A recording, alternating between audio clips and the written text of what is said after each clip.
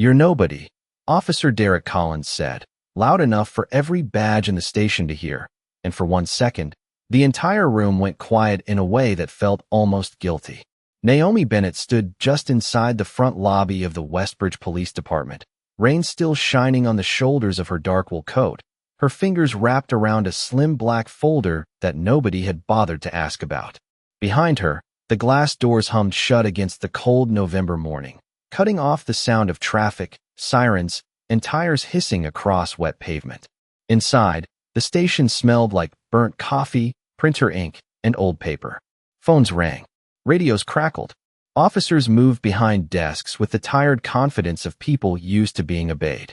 But near the holding bench, a 17-year-old black girl named Maya Brooks sat with her knees pressed together, her school backpack on the floor beside her, and fear folded into every inch of her small frame. Naomi had noticed her the moment she walked in. The girl's eyes were red, not from guilt, but from trying not to cry in a place where tears could be mistaken for weakness. Naomi slowed down. She looked at Maya's backpack, the honor roll pin clipped to the front pocket, the damp cuffs of her jeans, the way her hands kept twisting together as if she were holding onto the last piece of herself. What happened to her? Naomi asked, her voice calm, low, steady. Derek Collins turned from the front desk, as if the question itself offended him. He was broad-shouldered, pale-skinned, and clean-shaven, with a uniform pressed so sharply it looked less like service and more like armor.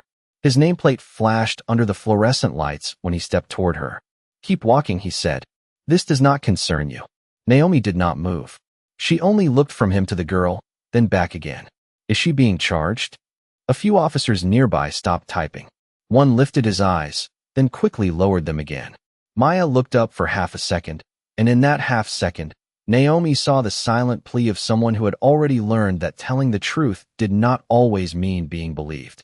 Derek let out a short laugh, the kind that did not come from humor.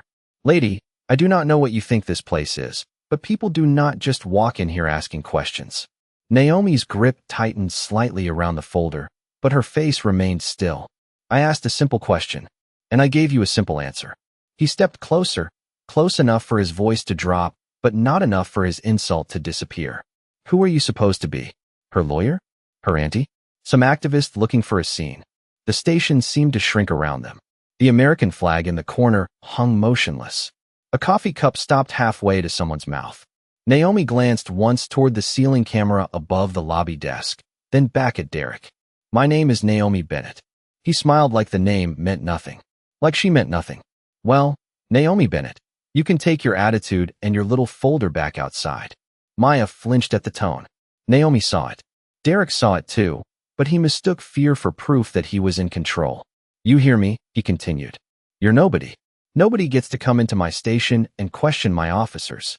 The words landed hard, not because they were loud, but because too many people in that room recognized the shape of them. Nobody. It was a word meant to erase, meant to shrink a person until the truth inside them seemed too small to matter. Naomi lowered her eyes for a moment, not in surrender, but in memory. Then she slowly looked at Maya and gave the girl the smallest nod, the kind that said, "Hold on. This is not over." When Naomi looked back at Derek, her voice was almost gentle. "Officer Collins," she said, reading his nameplate with care. "Before this morning is over, you are going to wish you had asked one more question." Derek's smile faded just a little. Somewhere down the hallway, a door opened.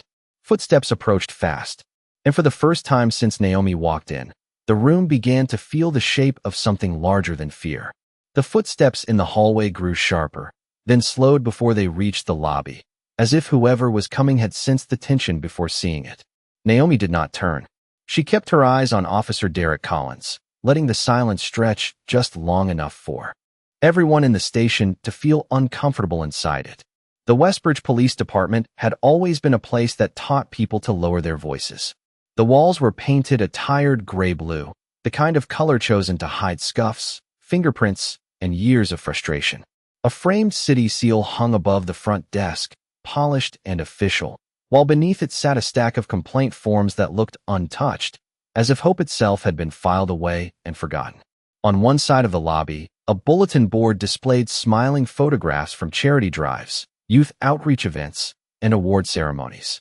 Officers stood beside children, pastors, business owners, and city officials, each picture promising trust.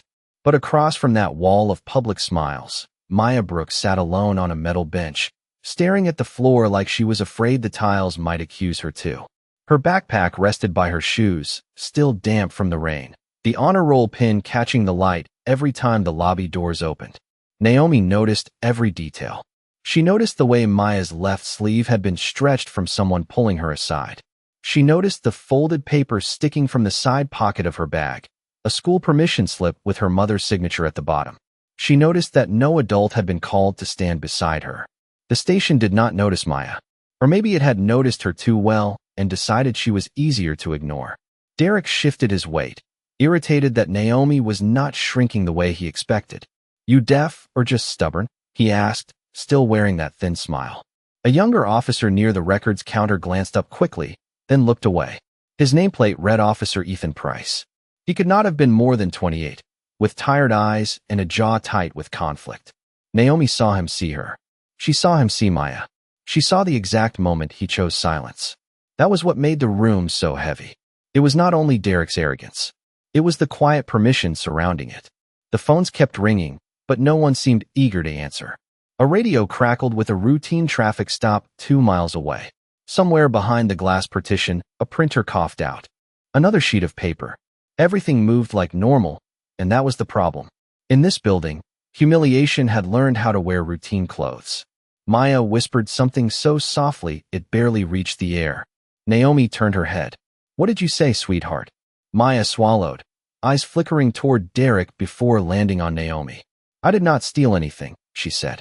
"I was just walking from the bus stop." Derek laughed under his breath.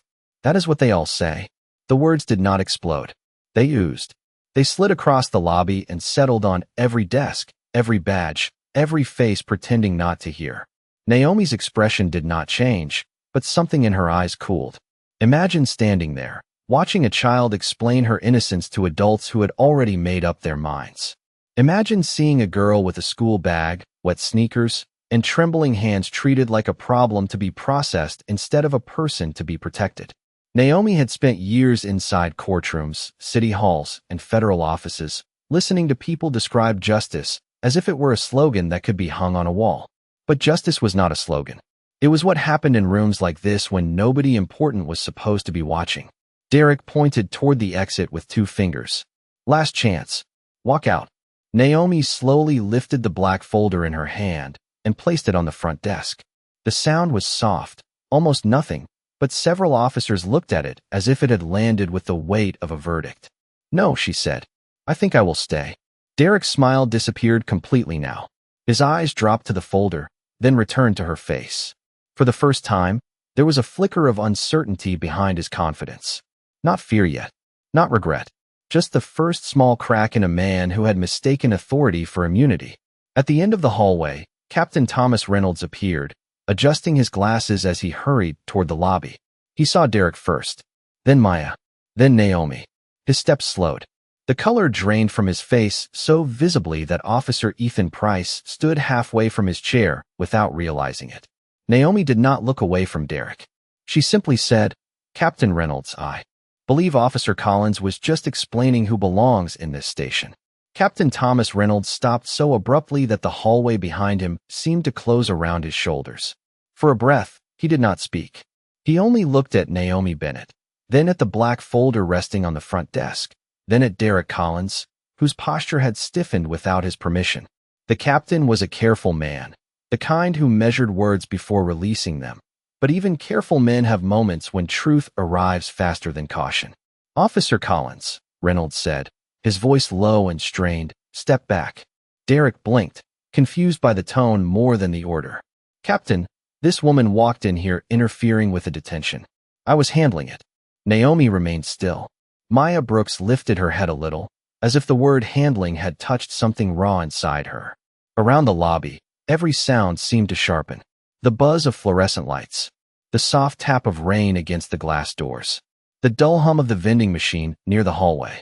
Officer Ethan Price stood frozen beside his desk, one hand resting on the back of his chair, his face caught between dread and recognition. Reynolds took another step forward, but his eyes never left Naomi. "Miss Bennett," he began, then corrected himself so quickly the mistake sounded like a confession. "Commissioner Bennett." The word moved through the station like an invisible current. "Commissioner." It passed from desk to desk, from mouth to silence, from disbelief to understanding. Derek's face changed, not all at once, but in pieces.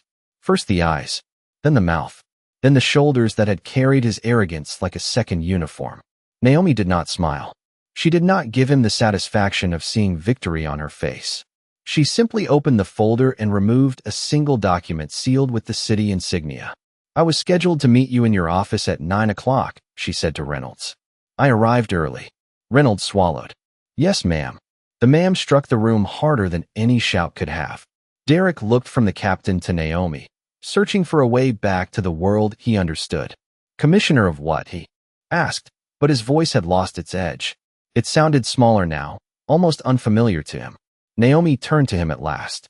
"Police Commissioner of Westbridge, effective this morning." A chair scraped against the floor. Then another. An older sergeant near the records window rose first, slowly, with the kind of respect that came from realizing history had entered the room wearing a rain-damp coat and carrying evidence. Officer Ethan Price stood next, then a dispatcher behind the glass, then 2 patrol officers near the bulletin board. One by one, the lobby rose until the room that had ignored Naomi moments before was standing for her. It was not loud. It was worse for Derek than loud. It was silent, formal, undeniable. Maya stared at Naomi as if trying to understand how the woman who had been insulted in front of everyone now had the entire station on its feet. Naomi noticed the girl's expression soften, not into happiness, but into something more fragile. Hope. Derek took a step backward and nearly bumped into the edge of the front desk. "I did not know," he said, and the words came out too quickly, too thin. Naomi looked at him for a long second. "That is exactly why I came early." The room held its breath. Reynolds closed his eyes briefly, as if he already understood the damage. Naomi placed the sealed document on the desk, then turned her gaze toward the ceiling camera. "Please preserve all lobby footage from the last 30 minutes, she said. Her voice did not rise, but every person heard it, and every recording related to the detention of Maya Brooks. Maya's eyes widened at the sound of her full name spoken with care instead of suspicion. Derek's jaw tightened. "Commissioner." With respect, that girl matched a description. Naomi looked toward Maya's school backpack, the honor roll pin, the damp permission slip, the trembling hands. Then she looked back at Derek. "Then we are going to examine the description, the report, the reason she was brought here, and why no guardian was contacted." Reynolds nodded immediately. "Yes, Commissioner." Derek opened his mouth, but no defense came out clean enough to survive the room. Naomi stepped closer to the bench where Maya sat. Her presence changed as she moved, not becoming softer, but becoming human in a way the station had forgotten how to be. She lowered herself slightly, so the girl did not have to look up so far. "Maya," she said, "has anyone called your mother?" Maya shook her head. "They said later." Naomi's eyes closed for half a second. When they opened, the calm was still there, but now it carried steel beneath it. She stood and faced the officers who remained upright around the lobby. In this building, later is not a policy. Dignity is not optional. And no child becomes invisible because an officer decides she looks like someone else. The words settled over the station, clean and heavy. Derek stared at the floor. Captain Reynolds looked like a man watching the ground beneath him finally split open. And Naomi Bennett, the woman they had been told was nobody, stood in the center of the Westbridge Police Department while the truth began rearranging the room around her. Naomi let the silence breathe for one more second before she turned toward Captain Reynolds. "Bring me the incident report." Reynolds moved at once, but his hesitation had already told her enough. It lived in the way his eyes flicked toward Derek, then toward the back offices, then toward Maya Brooks sitting small beneath the station lights. This was not confusion. This was recognition. The kind that comes when a secret you hoped would stay buried suddenly walks through the front door wearing a commissioner's badge. Officer Ethan Price stepped forward with a file in his hand before Reynolds could reach the records desk. His fingers trembled slightly as he held it out. "Commissioner," he said, voice careful, "this is the initial intake." Derek snapped his head toward him. "Price." One word. A warning wrapped in rank and habit. Ethan froze for half a beat, then looked at Maya. That was when something shifted in him. Not courage exactly, not yet, but the first painful shape of it. He placed the file on the counter in front of Naomi. She was brought in 42 minutes ago, he said. No stolen property was found on her. No witness statement was attached. No guardian contact logged. The lobby grew colder. Derek's expression hardened. She matched the caller's description, he said. Naomi opened the file. One page. Thin. Almost empty. A few typed lines trying to dress assumption like evidence. Black female, teenaged, dark jacket, near bus stop. Naomi read aloud. She looked up slowly. That is not a description, Officer Collins. That is a category. Maya's lips parted as if she wanted to speak, but years of being told to stay quiet seemed to hold her voice down. Naomi saw it and softened her tone without softening the truth. Maya, were you coming from school? The girl nodded. From Westbridge Academy. I had tutoring after last period. Then the bus got delayed, so I walked the last 3 blocks. Do you have anything showing that? Naomi asked. Maya reached carefully into her backpack, moving as if every motion needed permission. She pulled out a folded tutoring slip, a student identification card, and a small paperback novel with a library receipt tucked inside. Naomi accepted them with both hands, the way evidence should be accepted when a human being is attached to it. The tutoring slip was signed at 4:26 in the afternoon. The caller's report, according to the intake, came in at 4:28. Naomi held both papers side by side on the desk. She was still inside her school building when the call was made. No one answered. Not Derek. Not Reynolds. Not the officers who had stood for her moments earlier, but had stayed seated for Maya when it mattered most. Imagine the weight of that moment. A girl almost disappears inside a mistake, and the mistake has a badge, a desk, a form, and a clock that proves it never should have happened. Naomi closed the file with a controlled motion. Officer Collins, who approved bringing her in. Derek's jaw worked, but the answer did not come quickly. I made the call. Based on what? Based on experience. Naomi looked at him, and the word experience seemed to lose its hiding place. Experience is not evidence.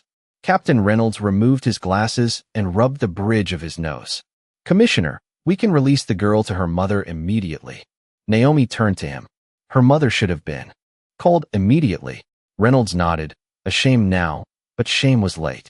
Shame always arrived after harm had already sat down and made itself comfortable.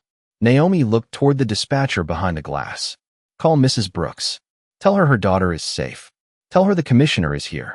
And tell her no one will question Maya again without her present. The dispatcher nodded and reached for the phone. Derek shifted, trying to reclaim the room. With respect, Commissioner, you are making this look worse than it was. Naomi faced him fully. No, Officer Collins. I am making it visible. The words landed clean. Ethan Price lowered his eyes. A sergeant near the bulletin board swallowed hard. On the wall behind them, smiling photographs from community outreach events suddenly looked like witnesses. Naomi picked up the black folder she had carried in and laid 3 thicker files beside Maya's intake report. Each one had Derek's name marked on the tab. Maya Brooks was not the first, she said. She was just the first one I was here to see with my own eyes. Derek's face drained of certainty. Captain Reynolds stared at the files as if they were not paper, but years of silence finally given weight. Naomi rested her hand gently on Maya's shoulder, not as a performance, not for the room, but because the girl needed to feel that someone in power had finally chosen to stand close instead of stand above. You are going home today, Naomi told her. But this station is going to stay right here and answer for what happened. The 3 files on the desk changed the temperature of the lobby more than any command could have. They were not thick enough to look dramatic, not heavy enough to make a sound when Naomi set them down, but every officer in the room understood what they meant. A file was never just paper in a police station. It was memory with a label. It was a voice that had once been dismissed.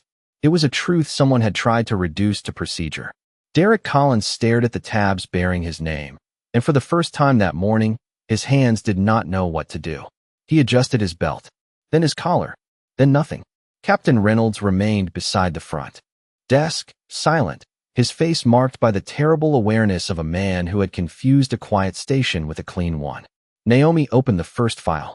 Evelyn Carter, she said. 63 years old. Stopped outside a pharmacy on Grant Avenue after picking up blood pressure medication. Reported as suspicious because she was sitting in her own parked car for more than 10 minutes. Derek's mouth tightened. That was cleared. Naomi looked at him. Cleared by whom? He did not answer. She opened the second file. Andre Miller, 22, college student. Detained outside his apartment complex because a resident said he did not look familiar. His address was on his driver's license. The officer's note said he became argumentative after being asked to prove he lived there. Ethan Price looked down at the floor. His throat moved as if he had swallowed something bitter. Naomi opened the third file more slowly. Tasha Reed, nurse, coming off a 12-hour shift at St. Mary's. Stopped 1 block from her home. Her hospital badge was visible. The report said she fit a general description. The words general description hung in the room like smoke nobody wanted to breathe. Maya Brooks listened from the bench, her eyes moving between Naomi and Derek, beginning to understand that what happened to her was not a strange accident. It was part of a pattern. That realization did not comfort her. It made her smaller for a moment, because there is a special kind of pain in discovering that your humiliation was not even personal. It was practiced. Naomi closed the third file and rested her palm over it. 3 complaints, she said. 3 different citizens. 3 different months. Same language. Same officer. Same outcome. Captain Reynolds spoke quietly. Commissioner, those cases went through review. Naomi turned toward him, and the disappointment in her eyes was worse than anger. Review is not a ritual, Captain. It is supposed to reveal something. Reynolds lowered his gaze. The dispatcher behind the glass murmured into the phone, her voice softer now as she spoke to Maya's mother. Yes, ma'am, your daughter is safe. Yes, ma'am, the commissioner is with her. At the word safe, Maya finally exhaled. It was small, almost silent, but Naomi heard it. Derek took 1 step forward, trying to steady himself inside the room he had once controlled. You are acting like every decision I ever made was about race. Naomi did not flinch. I am looking at the decisions you made when you thought the people in front of you had no power. That stopped him. Not because he agreed, but because the sentence had found the center of him too precisely. Naomi turned and looked at the wall of commendations behind the desk. There was Derek in one photograph, smiling beside a group of middle school students during a safety presentation. There was Reynolds shaking hands with the mayor. There were plaques for service, integrity, and community trust. Beneath all of it sat Maya Brooks, waiting for her mother because nobody had believed her until someone powerful arrived. The contrast was so sharp it almost felt cruel. Naomi walked toward the wall slowly, reading the engraved words on a brass plaque. To protect and serve, she said. Those words are not decoration. No one moved. Even the phone seemed quieter now. They are a promise. And when a promise only works for people who look familiar, speak comfortably, or carry status, it is not a promise anymore. It is a privilege. Ethan Price lifted his head. His eyes were wet, but he did not wipe them. Commissioner, he said, voice unsteady. I should have said something when she was brought in. Derek shot him a look, but it no longer had the power it once did. Naomi faced Ethan. Yes, she said. Not cruelly. Not gently. Truthfully. You should have. Ethan nodded once, accepting it because there was nothing else honest to do. At that moment, the front doors opened, and a woman rushed in wearing a raincoat over blue medical scrubs, her hair tucked hastily beneath a hood, her face tight with terror. Maya, she called. Maya stood so fast the bench scraped beneath her. Mom. Mrs. Brooks crossed the lobby and wrapped her daughter in her arms, not dramatically, not loudly, but with the desperate relief of a mother who had spent the last few minutes imagining every terrible possibility. Naomi stepped back to give them space. The whole station watched, and for once, no one spoke over the pain in the room. Mrs. Brooks looked up at Naomi, still holding Maya close. What happened to my child? Naomi glanced at Derek, then at Captain Reynolds, then at the files on the desk. That is exactly what this department is going to answer. Mrs. Brooks held Maya so tightly that the girl's backpack slipped from her shoulder and landed softly against the wet floor. No one moved to pick it up. For once, the station did not rush to control the scene. It simply watched a mother measure her child's face, her sleeves, her trembling hands, searching for the place where fear had entered and deciding, without a word, that fear had no right to stay there. I came as fast as I could, Mrs. Brooks whispered, brushing rain from Maya's cheek with her thumb. They would not tell me anything on the phone at first. I kept calling. I kept asking where you were. Maya tried to answer, but her voice broke before the words formed. Naomi saw Mrs. Brooks look over her daughter's shoulder at Derek Collins, and in that look was not rage, not yet, but the exhausted recognition of someone who had seen this kind of story too many times to mistake it for an accident. Naomi stepped forward, her voice steady. Mrs. Brooks, my name is Naomi Bennett. I am the new police commissioner for Westbridge. Your daughter is not being charged with anything. She should not have been brought here under these circumstances, and she should not have been questioned or held without you being contacted immediately. Mrs. Brooks stared at her as if the words were too careful to trust. Then why was she here? The question was simple. That was what made it devastating. It did not need legal language. It did not need outrage. It only needed the truth, and the truth stood all around them in uniforms, behind desks, beneath plaques, looking suddenly smaller than the promise written on the wall. Naomi turned toward Captain Reynolds. Captain, answer her. Reynolds looked at Mrs. Brooks, then at Maya, and whatever defense he had rehearsed for difficult days died before it reached his mouth. Your daughter was detained based on an unverified report. And a vague description, he said quietly. That should not have happened. Mrs. Brooks closed her eyes for a moment. When she opened them, they were wet but firm. She is 17. She was coming home from tutoring. Yes, ma'am, Reynolds said. I understand. No, Mrs. Brooks replied, not loudly, but with a sharpness that made every officer listen. You do not understand. You get to call it a mistake.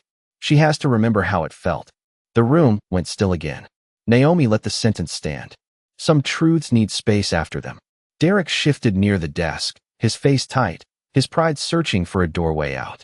Ma'am, the situation was handled according to what we knew at the time, he said. Mrs. Brooks turned to him slowly. Maya tightened her arms around her mother's waist. Naomi noticed that too. What you knew, Mrs. Brooks said, was that my daughter was black, young, and alone. Derek opened his mouth, but Naomi spoke before he could turn the moment into another procedure. Officer Collins, enough. 2 words. Clean. Final. He looked at her, and the old reflex flashed in his eyes, the reflex to challenge, to dismiss, to regain the room. But the room was no longer his. Captain Reynolds stood beside the commissioner. Ethan Price stood with his eyes lowered in shame. The sergeant by the records window had removed his cap. Even the dispatcher behind the glass had stopped typing. Naomi walked back to the front desk and opened her black folder again. This time, she removed a document that Derek had not seen before. It carried a city seal, an internal affairs case number, and a list of names long enough to make Reynolds inhale quietly. This investigation did not begin today, Naomi said.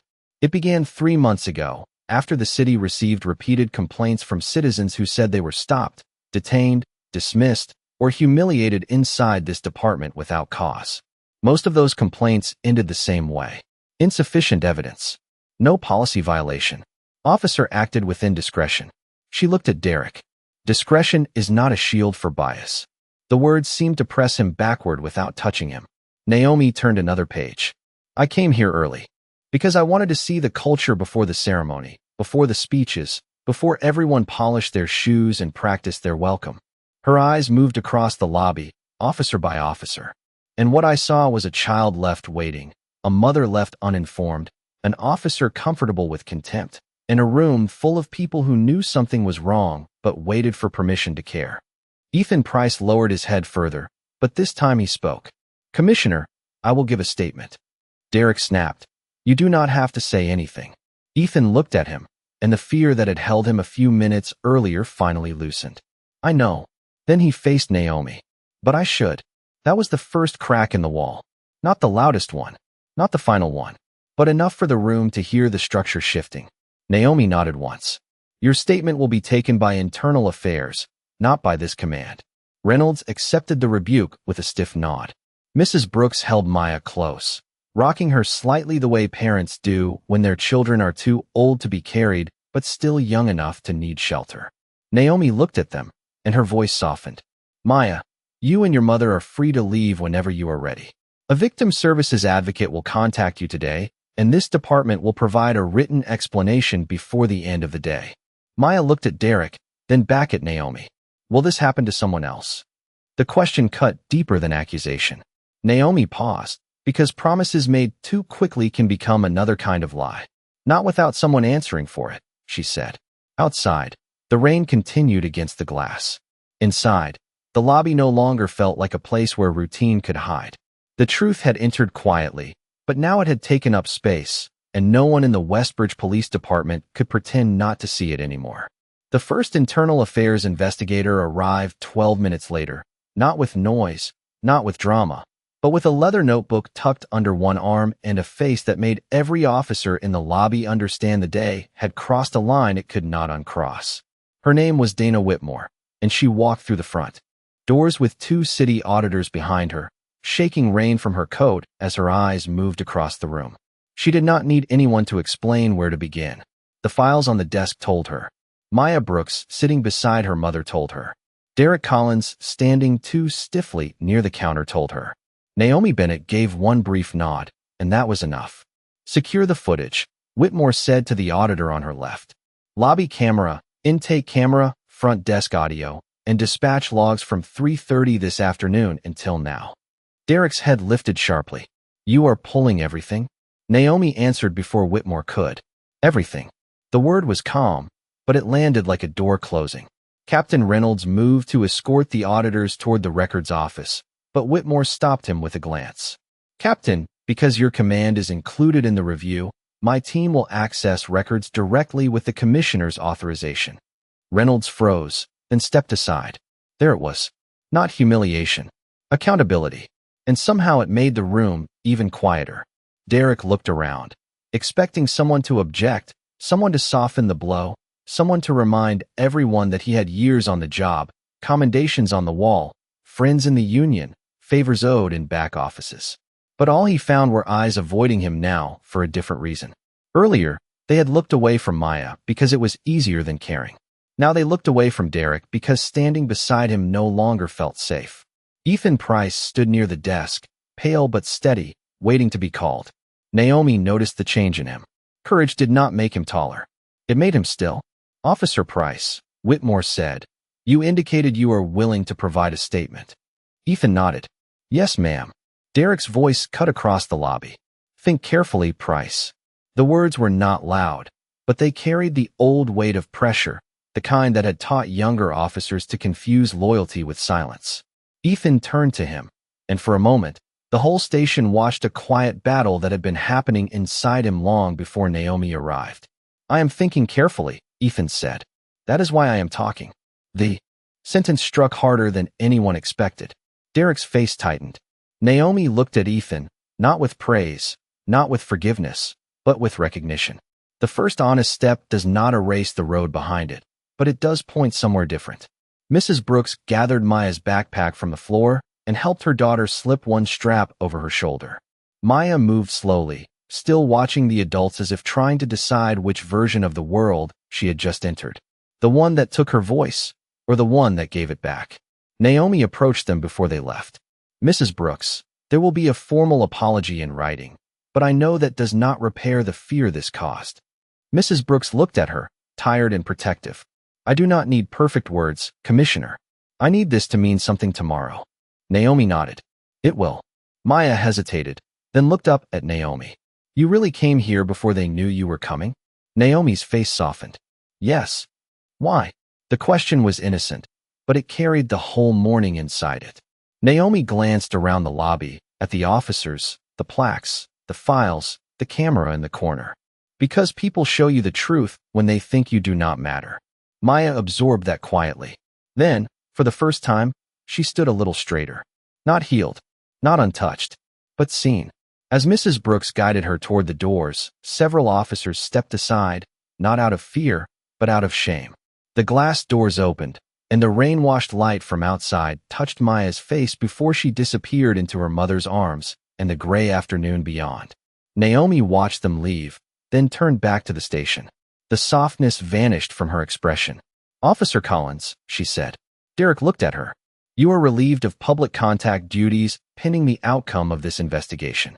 Turn over your badge, service identification, and access card to Investigator Whitmore. The room did not gasp. It did not need to. Derek stared at Naomi as if waiting for her to blink first. She did not. Slowly, with a hand that no longer looked steady, he removed the badge from his chest and placed it on the desk. The small metal sound it made was almost gentle, but everyone heard the fall inside it. Naomi looked at the badge, then at the officers surrounding her. Let this be understood clearly. This department will not be measured by how loudly it claims integrity. It will be measured by what it protects when nobody powerful is watching. No one spoke. Outside, thunder rolled far beyond the city, low and distant. Inside, the Westbridge Police Department stood in the shadow of its own reflection, and for the first time all morning, the reflection did not look away. The badge sat on the desk between Naomi Bennett and Derek Collins like a small piece of metal that had suddenly become too heavy for the room. It had reflected light all morning from his chest, catching every flicker of the fluorescent bulbs, every movement of his confidence, every moment he believed authority was something he owned. Now it lay flat beside the files, silent, removed from the body that had used it as a wall. Investigator Dana Whitmore slid it into an evidence envelope with the same calm precision she used for paperwork that could change careers, families, and futures. Derek watched her seal it. His face was still pale, but anger had begun to return around the edges. Not the loud kind, the desperate kind, the kind that looks for someone else to blame because looking inward would be too painful. This is political, he said. His voice echoed across the lobby, thinner than he wanted it to be. You walk in here on your first day and make an example out of me before you even understand this station. Naomi did not answer right away. She looked past him, toward the empty bench where Maya Brooks had been sitting only minutes earlier. The metal still held the faint shape of her absence. Her backpack was gone. Her mother was gone. But the fear they had left behind still seemed to hover there, asking whether anything would truly change after the doors closed. Naomi turned back to Derek. I understand more than you think. Captain Reynolds stood near the records hallway, his hands folded in front of him, stripped of the easy authority he had worn when this was just another workday. Dana Whitmore's auditors moved behind the glass. Partition, copying dispatch logs, pulling timestamps, preserving video before anyone could call it missing, corrupted, or routine. Routine had been the hiding place for too long. Naomi walked to the wall of commendations again and stopped beneath Derek's framed photograph from the youth outreach event. In the picture, he was smiling beside a group of children, one hand lifted in a friendly wave, the city seal bright behind him. Do you know what the most dangerous part of a place like this is? She asked. No one answered. Even Derek held his breath against the question. It is not one officer with contempt in his voice. It is not one bad report. It is not even one child left on a bench without her mother. Naomi turned toward the room. It is when everyone learns to survive by pretending not to notice. The sentence moved through the officers slowly. Some looked at the floor. Some looked at the files. Ethan Price stood beside Investigator Whitmore, waiting to give his statement, his face marked with the cost of finally telling the truth. Derek shook his head. You make it sound simple. No, Naomi said. I make it sound visible. She walked back to the front desk and opened the largest file in her folder. This one was not about Derek alone. The tab read Westbridge Pattern Review. Reynolds saw it and went still. Naomi placed it in the center of the desk, where everyone could see the city seal stamped across the first page. Over the last 18 months, she said, this department received 37 civilian complaints involving stops, detentions, searches, or verbal mistreatment that were later closed without meaningful review. 29 of those complaints came from Black residents. 11 involved minors. 6 involved citizens who were never charged with any offense. For names appear repeatedly across those reports, and Officer Collins is only one of them. The room changed again. Until that moment, some officers had allowed themselves to believe the storm would pass over them and land only on Derek. Now they understood the clouds had been over the whole building for a long time. Reynolds exhaled slowly. Commissioner, I should have caught that. Naomi looked at him with a calm that did not excuse him. Yes, Captain, you should have. He nodded once, and the admission seemed to age him by years. Derek stared at the pattern review, then at the officers around him. You are all just going to stand there, he asked. The irony struck the room so sharply that no one needed to say it. They had stood for Naomi when they learned her title. They had not stood for Maya when she needed protection. That truth was now sitting among them, uninvited and undeniable. Ethan Price stepped forward, not toward Derek, but toward Naomi. "Commissioner, there is something else." Derek's eyes flashed. "Price." Ethan did not look at him this time.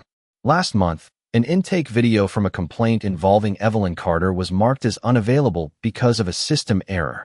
I was told not to ask about it. The station seemed to stop breathing. Dana Whitmore looked up from her notebook. "Who told you?" Ethan swallowed. His voice shook, but it did not break. "Sergeant Mallory." Across the lobby, the older sergeant by the records window closed his eyes. Naomi turned slowly toward him. He did not deny it. He did not defend it. He simply removed his cap and held it in both hands like a man standing before the damage he had helped protect. "I told him to leave it alone," Sergeant Mallory said quietly. "I said it was above his pay grade." Derek looked betrayed, but Mallory did not look back at him. "I was wrong." There it was. The second crack. Wider than the first. Not enough to rebuild a department. Not yet. But enough to prove the wall was not solid anymore. Naomi faced Dana Whitmore. "Expand the preservation order. All unavailable footage claims from the last 2 years. All complaint closures involving the names in this review. All supervisory approvals." Whitmore nodded. "Understood." Reynolds straightened, as if choosing, finally, which side of the truth he would stand on. "My office is open to your team. Full access." Naomi held his gaze. "It will not be your office during this review." He absorbed that, then nodded again. "Yes, Commissioner." Derek's voice dropped. "You are destroying this place." Naomi looked around the lobby at the seal, the plaques, the officers, the empty bench, the envelope holding his badge, and the files that had waited too long to be opened. "No," she said. "This place was already breaking. I am refusing to let the people it broke stay invisible." Outside, the rain began to soften against the glass doors, no longer pounding, only tapping, like a city waiting to hear what would happen next. Inside, the station remained standing, but not in ceremony anymore. This time, it stood under the weight of its own truth. By 5 o'clock that evening, the rain had stopped, but the Westbridge Police Department still felt as if a storm had passed through and left every surface exposed. The lobby lights came on automatically as the sky outside turned the color of wet steel. Officers moved more quietly now, not because Naomi Bennett had demanded silence, but because the old noise of the station no longer felt honest. Investigator Dana Whitmore's team had taken over the conference room, where laptops glowed, files were stacked in careful rows, and the names of citizens once reduced to case numbers were being spoken aloud again. Evelyn Carter, Andre Miller, Tasha Reed, Maya Brooks. Each name returned to the room like a person stepping out of the dark. Derek Collins sat in a side office with the blinds half closed, no badge on his chest, no access card at his belt, his uniform suddenly looking less like authority and more like a costume after the curtain had fallen. He had not been arrested. He had not been shouted down. No one had dragged him through the humiliation he had handed to others so easily. That was what made it worse for him. The consequences were clean, documented, official, impossible to dismiss as drama. Naomi stood at the front desk, reading the preliminary preservation report while Captain Reynolds waited beside her. He looked older than he had that morning, but not defeated. Defeat would have been easier. This was accountability, and accountability requires a person to remain standing while the truth removes every excuse. "Commissioner," Reynolds said quietly, "I want to issue a department-wide statement before the end of the night." Naomi kept reading. "What will it say?" He took a breath. That Maya Brooks was detained without sufficient cause. That her mother should have been notified immediately. That all related conduct is under independent review. Naomi looked up, and Reynolds swallowed. That this department failed her. The words were not polished. They were not safe. That was why Naomi accepted them. "Say that first," she said. Across the lobby, Ethan Price sat with Dana Whitmore, giving his statement. His voice was low, but steady. Sergeant Mallory waited outside the conference room, cap in his hands, no longer pretending that silence had been neutral. One by one, the station was learning that truth does not only expose the cruel. It also confronts the comfortable. Then the front doors opened. Mrs. Brooks stepped inside again, this time without panic. Maya was beside her, wearing a dry hoodie, her backpack over one shoulder, her face still tired but no longer folded inward. The lobby noticed them immediately, and something remarkable happened. No one barked a question. No one demanded an explanation. No one made the girl feel as if entering a public building required permission from suspicion. Captain Reynolds stepped forward first, stopping several feet away so he did not crowd them. Mrs. Brooks. Maya. His voice carried across the room. Before anything else, I owe you both an apology. This department failed you today. Mrs. Brooks studied him carefully, like a woman who knew apologies could be cheaper than change. And tomorrow? She asked. Reynolds looked toward Naomi, then back to her. Tomorrow, the review continues. And I will cooperate fully. Maya's eyes moved to Naomi. Did you find out why they thought it was me? Naomi walked closer, holding a printed page. The original call described someone in a dark jacket near the bus stop. No name. No clear features. No specific evidence. That was never enough. Maya nodded slowly, but her face tightened. But it was enough for them. Naomi felt the sentence in her chest. Today it was, she said. After today, it will not be. Derek appeared at the side office door, drawn by the voices. Without his badge, he looked smaller, but not harmless. Harm does not disappear when power is removed. It only loses its cover. Maya saw him and instinctively moved closer to her mother. Naomi stepped slightly into Maya's line of sight, not blocking her view of the truth, only making sure she did not have to face it alone. Derek looked at the room, at the officers who would not meet his eyes, at Reynolds, at Whitmore, at the commissioner he had tried to erase with one word. I served this city for 16 years, he said, his voice rough with bitterness. Naomi turned to him. Then you had 16 years to learn that service is not the same as control. He had no answer. For once, the station did not offer him one. Naomi faced the lobby, her voice calm enough to be remembered.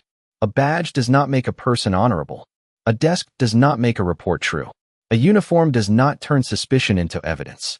What proves justice is what we do when the person in front of us has no title, no audience, and no power to scare us into doing right. No one moved. Maya listened. Mrs. Brooks listened. The officers listened too, some with shame, some with fear, some with the first painful understanding that a department can either protect its image or repair its soul, but it cannot do both at the same time. Naomi looked at Maya one last time. You were never invisible, she said. Maya's eyes filled, but she stood tall. I know that now. Outside, the clouds began to break over Westbridge, and a thin line of evening light touched the wet pavement beyond the glass doors. It did not fix what had happened. Light does not erase the storm, but it shows where the road is.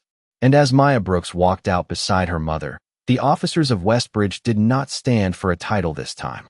They stood because a girl they had failed was leaving with her dignity intact, and because the woman they had underestimated had forced the whole station to remember what justice was supposed to feel like. Derek had thought power belonged to the badge, but that day, truth walked in quietly, learned every name, and made the room stand.